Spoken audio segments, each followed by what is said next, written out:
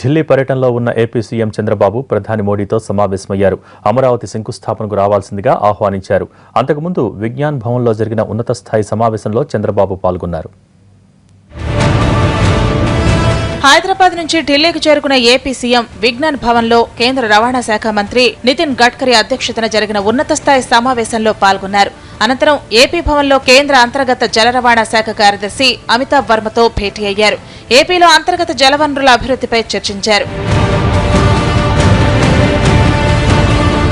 ప్రధాని మోడీతో సాయంత్రం సమావేశమైన సీఎం చంద్రబాబు స్వచ్ఛ భారత్కు సంబంధించిన నివేదికను సమర్పించారు. అలాగే ఈ నెల 22న ఏపీ రాజధాని అమరావతికి శంకుస్థాపనకు ప్రధానిని ఆహ్వానించారు. విభజన చట్టం అమలు, పోలవరం ప్రాజెక్టు నిర్మాణం వంటి ఇతర అంశాలను చర్చించనున్నట్లు తెలుస్తోంది.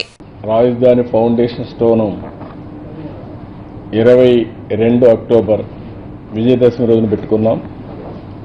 దీనికి రావాలని ఇంత మునిపే వారికి రిక్వెస్ట్ చేశాను. దాన్ని ఈరోజు పర్సనల్గా మళ్ళీ కలిసి కన్ఫర్మ్ చేసుకోవడానికి వారి అపాయింట్మెంట్ అడిగాను.